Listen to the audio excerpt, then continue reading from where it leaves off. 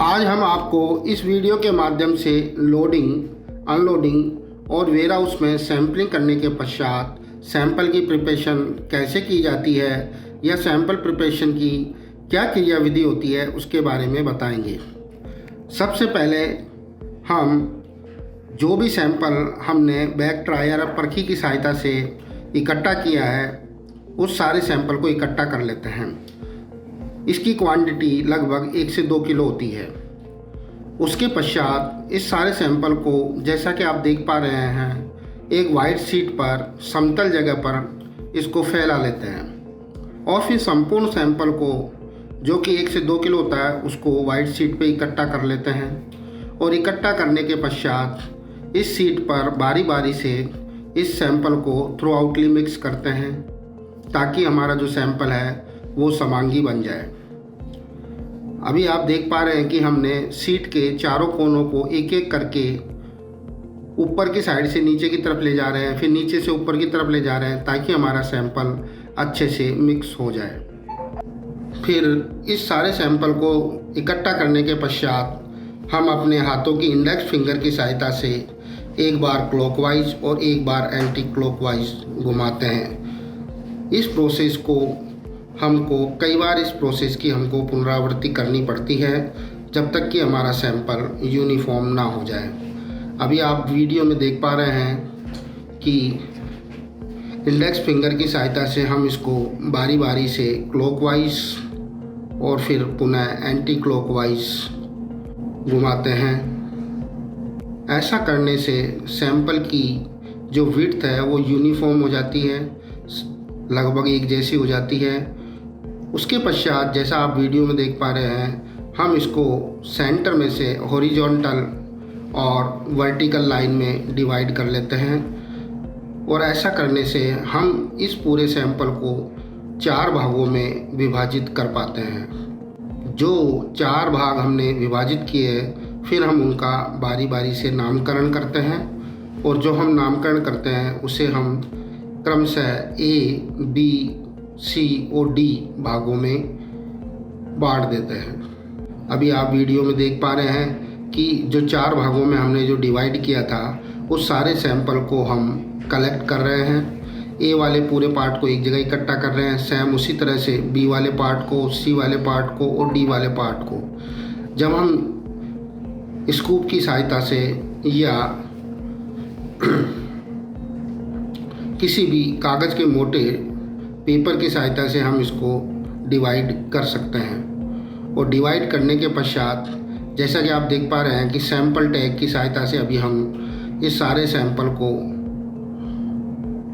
क्रमशः अलग अलग भागों में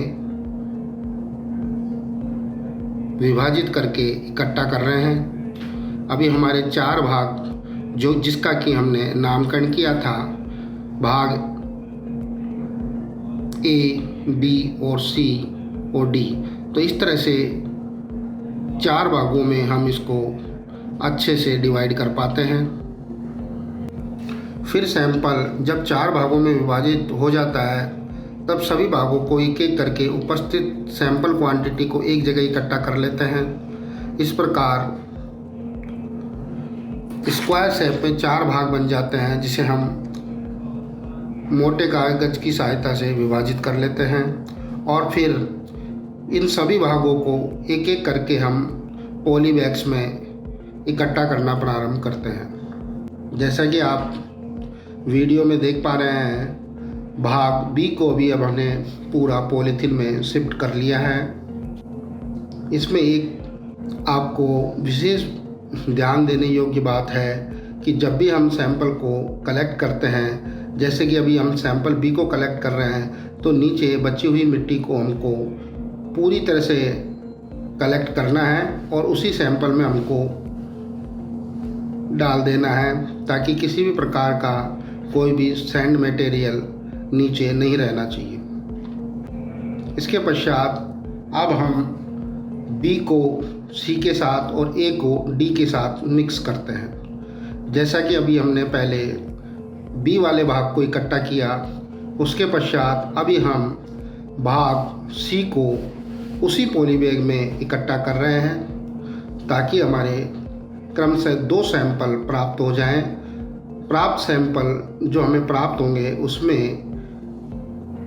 बी को हमने सी से मिक्स किया है और इसी क्रम में अभी हम भाग ए है उसको हम डी के साथ मिक्स करेंगे। जिस तरह से हमने भाग बी को पूरी तरह से इकट्ठा किया था, कलेक्ट किया था, उसी तरह से अभी हमने भाग सी को भी कलेक्ट कर लिया है और उसके पश्चात जो बचा हुआ भाग थे हमारे भाग ए और डी, उसको हमने थ्रू आउटली मिक्स कर लिया है। और मिक्स करने के पश्चात जिस प्रकार हमने बी और सी को इकट्ठा किया था पॉली बैग में, उसी तरह से भाग ए को डी के साथ मिक्स कर लेते हैं। इस प्रकार हमें 2 सैंपल का प्रिपरेशन हो जाता है जिसे हम पॉली बैग में कलेक्ट कर लेते हैं। याद रहे कि एक पॉली बैग में लगभग 500 ग्राम सैंपल के आसपास हम लेते हैं, क्योंकि जब भी हम फिजिकल रेफ्रैक्शन करते हैं तो फॉरेन मैटर के लिए हमें ग्रेन्स में निम्नतम या मिनिमम 500 ग्राम सैंपल की आवश्यकता होती है।